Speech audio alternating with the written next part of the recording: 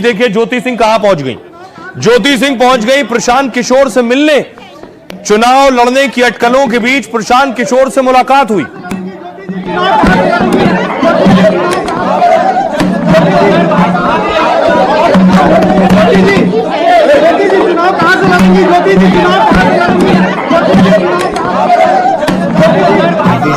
विधायिका बनने के लिए आप इतना हद तक गिर सकती हैं, ये मुझे उम्मीद नहीं थी। जो 15 साल में कार्यकर्ता के रूप में काम किए पार्टी में, फिर भी उनको पार्टी के द्वारा टिकट नहीं मिला, तो वो हमें टिकट क्या दिलाएंगे? तो क्या बिहार चुनाव में इस बार पति पत्नी की भिड़ंत होने वाली है? क्या भोजपुरी स्टार पवन सिंह और उनकी पत्नी ज्योति सिंह आमने सामने होंगे? जिस तरह पवन सिंह की पत्नी ने पीके से मुलाकात की, इसके बाद ज्योति के चुनाव लड़ने की अटकलें तेज हो गई हैं। पवन सिंह खुद कह चुके हैं कि ज्योति ने टिकट की डिमांड रख दी है। हालांकि कैमरे पर ज्योति चुनाव और टिकट की बात से साफ इनकार कर देती हैं, लेकिन चुनाव के वक्त हुई इस मुलाकात के सियासी मायने तो निकाले ही जाएंगे। तो पत्रकार पूछते रहे ज्योति जी चुनाव कहां से लड़ेंगी, ज्योति जी चुनाव कहां से लड़ेंगी, लेकिन यह तस्वीर आप देख रहे हैं ज्योति सिंह प्रशांत किशोर से मिलनी है। भोजपुरी एक्टर पवन सिंह और ज्योति का तलाक का केस चल रहा है। पवन सिंह ने ज्योति पर टिकट के लिए ड्रामा करने का आरोप लगाया 2 दिन पहले। अब ज्योति के प्रशांत किशोर से मिलने के बाद और ज्यादा अटकलें शुरू हैं। क्या ज्योति प्रशांत किशोर की पार्टी से चुनाव लड़ेंगी टिकट लेकर? क्या पवन सिंह के खिलाफ ज्योति जनसुराज पार्टी की उम्मीदवार होंगी? पवन सिंह के एनडीए में दोबारा एंट्री के साथ ही घमासान तेज है। पवन सिंह के आरा या कराकाट से चुनाव लड़ने की अटकलें। हालांकि ज्योति सिंह ने कहा पीके से मुलाकात उनकी सियासी नहीं थी। चुनाव के मौसम में कोई किसी से मिले और कहे सियासी मुलाकात नहीं थी, इस पर कितना कोई भरोसा करे। ज्योति सिंह ने कहा अपने साथ हुए अन्याय को लेकर पीके भैया से मिली हूं। चुनाव और टिकट को लेकर बातचीत से ज्योति ने इनकार किया। दूसरी तरफ पीके ने भी कहा टिकट या चुनाव पर कोई चर्चा नहीं हुई।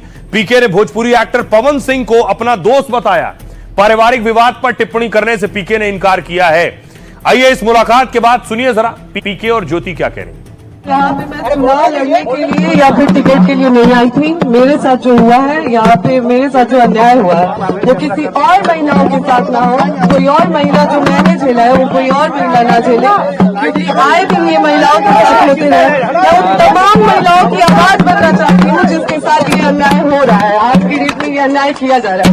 बस इसीलिए मैं प्रशांत भैया से मिलने आई हूँ।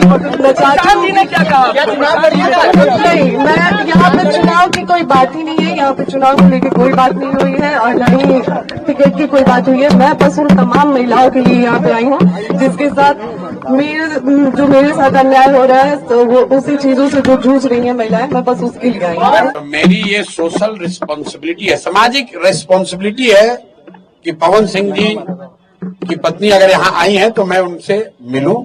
उनकी बात मैंने सुनी। इन्होंने ऐसी कोई बात कही नहीं, इन्होंने कुछ मेरे से मांगा नहीं। इन्होंने सिर्फ इतना कहा कि अगर आपके बहन के तौर पर मेरे साथ अन्याय हो रहा है तो आप हमारे साथ खड़े हैं। तो मैंने इनको ये कहा है कि अगर आपके साथ कोई जाति हुई है या हो रही है तो आपके साथ पूरी ताकत से हम लोग खड़े रहेंगे। कोई चुनाव को लेकर बात नहीं हुई है।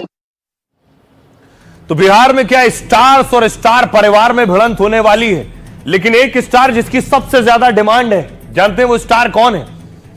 योगी आदित्यनाथ। बिहार में प्रचार के लिए सबसे ज्यादा डिमांड में है। सारे उम्मीदवार चाहते हैं कि योगी आए और उनके लिए प्रचार करें। भारत माता की जय श्री राम, जय श्री राम, जय श्री राम।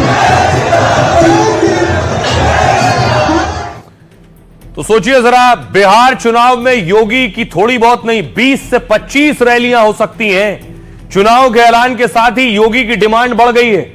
योगी की रैलियों का प्लान तैयार किया जा रहा है। योगी का नाम बीजेपी के स्टार प्रचारकों की लिस्ट में। मुस्लिम बहुल सीमांचल में योगी की ज्यादातर रैलियां होंगी। बीजेपी योगी की लोकप्रियता का फायदा उठाना चाहती है। योगी की रैली से महाकुंभ की सफलता को भी भुनाया जाएगा। बिहार से महाकुंभ में भारी संख्या में लोग आए थे। यूपी के किसी धार्मिक आयोजन में बिहार से काफी श्रद्धालु आते हैं, वो है महाकुंभ। सीमांचल इलाके में भी योगी की डिमांड पहले से ज्यादा है। सीमांचल में विधानसभा की 24 सीटें, 2020 में बीजेपी ने यहां 8 सीटें जीती थी। 24 में से कांग्रेस को 5 गई थी और ओवैसी को 5 सीटें मिली थी। जेडीयू को 4, जबकि लेफ्ट और आरजेडी को एक एक सीट मिली थी। ओवैसी ने कई सीटों पर महागठबंधन को हराने में भूमिका निभाई।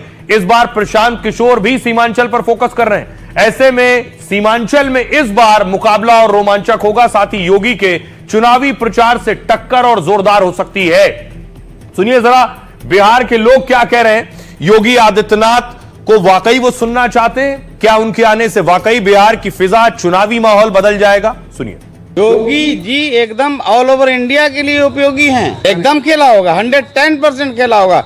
योगी जी उतरे और समझिए कि सरकार बनी। बिहार के चुनाव में फायर ब्रांड नेता के रूप में योगी जी को उतारना पड़ेगा, क्योंकि योगी ही उपयोगी होंगे इस चुनाव के लिए। योगी जी यहाँ चले आवे तो जिस तरह गुंडागर्दी उत्तर प्रदेश में खत्म हो गया, उस तरह बिहार में भी गुंडागर्दी खत्म हो जाए। हम लोग उनको बुलडोजर बाबा के नाम से जानते हैं। बिहार में योगी आदित्यनाथ की जरूरत। यहाँ का जनता जानता है कि हमको क्या करना है। हमको यूपी वाला हालत यहाँ नहीं करना है। सौभाग्य होगा कि कटिहार के धरती पर श्री योगी आदित्यनाथ आए और यहाँ का समीकरण पूरा चेंज हो जाएगा और बीजेपी की सरकार बनी। जिस तरह यूपी में जंगल राज खत्म हो गया, इसी तरह बिहार में जंगल राज खत्म हो जाएगा, गुंडागर्दी खत्म हो जाएगा। इसलिए उनको आना जरूरी है। बुलडोजर बाबा कहते हैं जहाँ भी कुछ गड़बड़ होता है पत्थर फेंकने वाला बुलडोजर से घर गिरा दिया जाता है। बिहार में भी इस तरह का शासन हो। तो योगी आएंगे, वह जुमला लेके आएंगे और यहाँ पर बिहार की जनता को कोई भी लाभ नहीं होगा। यह बस एक चुनावी जुमला है। लोगों को, आम जनता को ठगने का काम किया जाएगा। जिस तरह से माफिया राज को योगी आदित्यनाथ ने उत्तर प्रदेश से समाप्त किया है, अपराध मुक्त उत्तर प्रदेश बना है, उसी तरह पर बिहार में भी अपराध मुक्त यह राज्य बनेगा।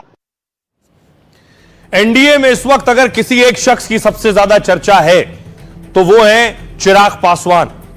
चिराग पासवान मान गए या रूठे हुए हैं, हर रोज इससे जुड़ी खबरें और तस्वीरें सामने आ रही हैं। चिराग खुद को पीएम मोदी का हनुमान कहते हैं, लेकिन चिराग को मनाने के लिए देखिए कितनी जोर आजमाइश हो रही है। मैं अलग अलग तस्वीरें दिखाता हूं। पहली तस्वीर देखिए, चिराग को मनाने के लिए पहुंचे, बात करने के लिए पहुंचे बीजेपी के वरिष्ठ नेता, चुनाव प्रभारी धर्मेंद्र प्रधान और नित्यानंद राय।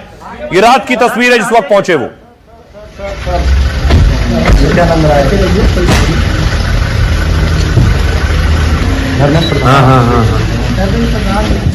उसके बाद देखिए घर से बाहर निकले तो चिराग, धर्मेंद्र प्रधान और नित्यानंद राय साथ थे। चिराग ने दोनों हाथ जोड़े और लगा कि बात बन गई है, लगा कि चिराग मान गए। इस तस्वीर के साथ बात पूरी हो गई है, लेकिन ये रात की मुलाकात थी। उसके बाद देखिए सुबह आंख खुलते ही फिर बीजेपी के नेता नित्यानंद राय साहब पहुंच गए चिराग पासवान के घर। आज फाइनल हो जाएगी, आज फाइनल हो जाएगा सब कुछ। आज फाइनल हो जाएगी, आज फाइनल हो जाएगा सब कुछ। और देखिए सुबह पहुंचने के बाद फिर चिराग पासवान बाहर आए नित्यानंद राय जी को छोड़ने के लिए।